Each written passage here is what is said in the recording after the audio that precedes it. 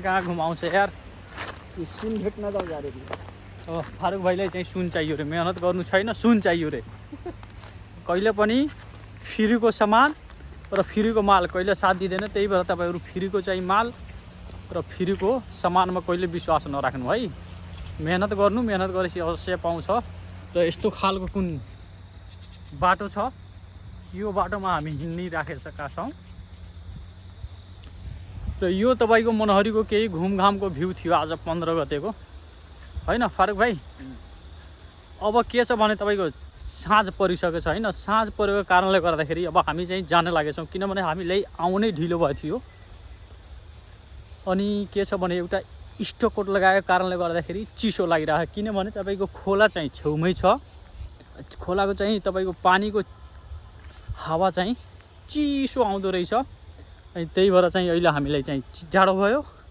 फारुक भाइ यहाँबाट चाहिँ लगाउनु भएको छ स्वेटर, म लगाएको छु स्टोकोट। नत्र अझ यता जान विचार थियो, उतापट्टि चाहिँ तपाईँको धेरै मजाको तोरीको फुल फुलिरह। तर हामी चाहिँ तोरीको फुलतिर अब जानौँ। अब हामी सिधै तपाईँको चाहिँ मनहरीतिर लाग्नु विचार छ।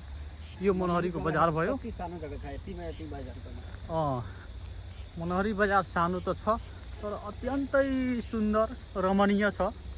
र यो बकुलाहरू हेर्नुहोस् है, यहाँ चाहिँ हेर्नुहोस् है, तोरीमा चाहिँ पानी लागेको छ। यहाँ चाहिँ बकुला हेर्नुहोस् है।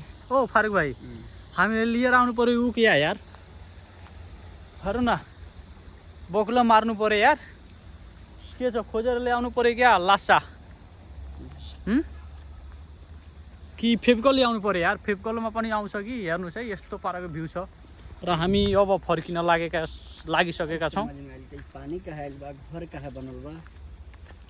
अब चाहिँ हामी जान लागेका छौँ, किनभने साँझ परिसक्यो। र यहाँ चाहिँ पानी पाटिराखेको छ। यसमा खै के रोप्ने हो, यसमा रोपेपछि बल्ल हामी थाहा पाउँछौँ।